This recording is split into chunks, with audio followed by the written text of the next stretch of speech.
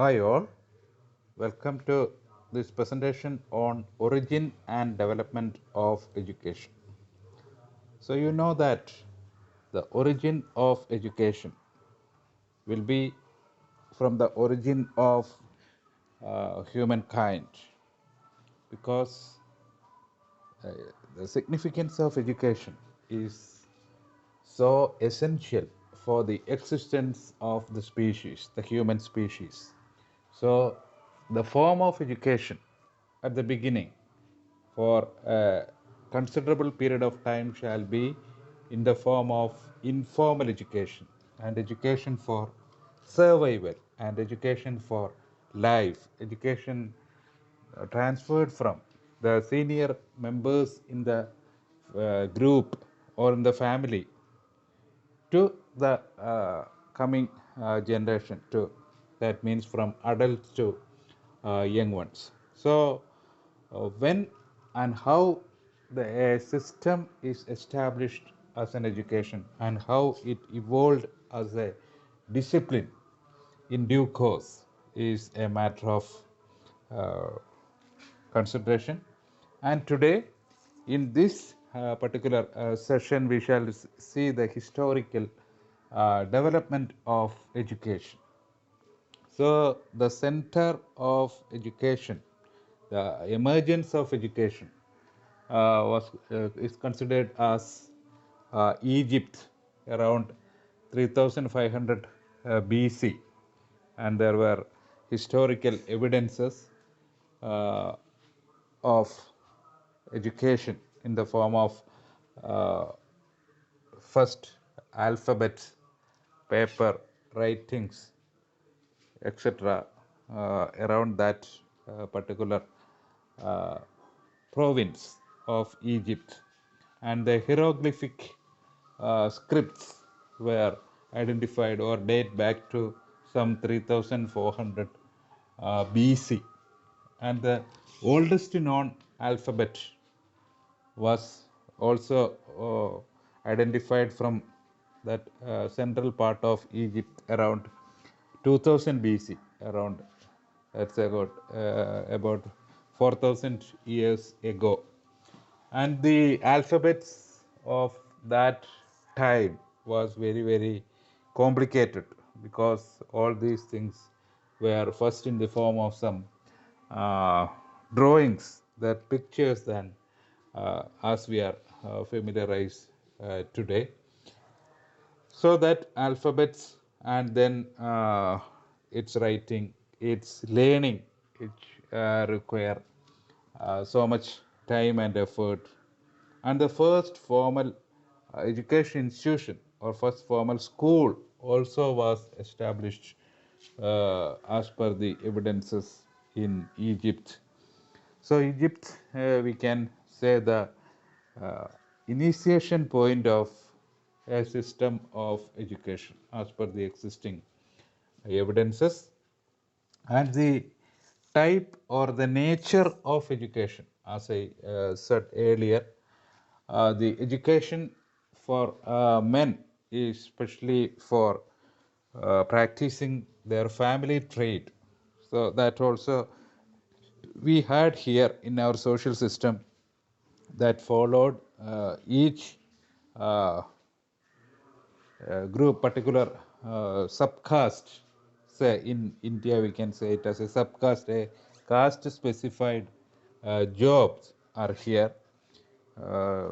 And similarly there are some that following that family trade or family tradition for jobs, and on job that training, that following the training or trade of the family, and education for that by practicing that trade was the main type of education for men.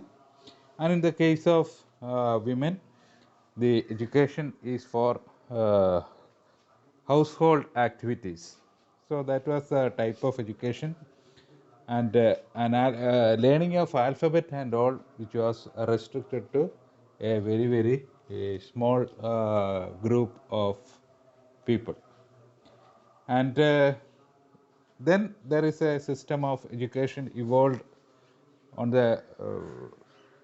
those schools or the first form of education institutions are monastic institutions attached to some uh, church or something like that. In India and these Eastern countries, we have these Buddhist monasteries, and there are Christian monasteries in European countries. And such education is attached with such particular kind of religious institution. And the monastic schools are also cathedral schools in European countries. And in Arab countries as well, there are institutions attached with madrasa.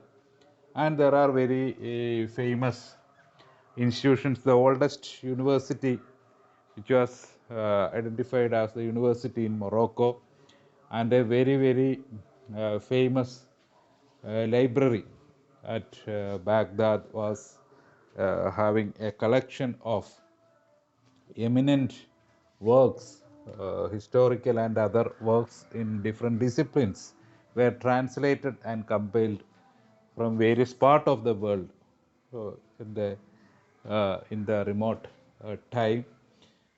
And we can see that kind of a long history of education in before BC period itself, and later on in the due course we can see education is gradually developed. Institutions are gradually, the number of and nature of institutions were gradually enhanced and diversified in due course.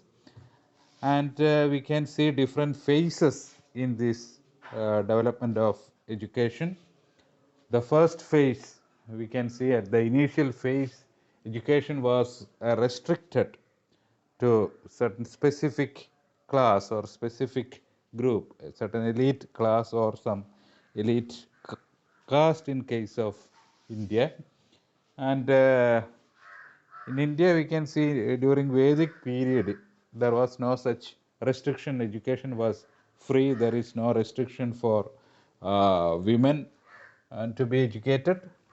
And in later uh, time, there was a restriction arised to the education is restricted to certain groups only or certain caste only in India.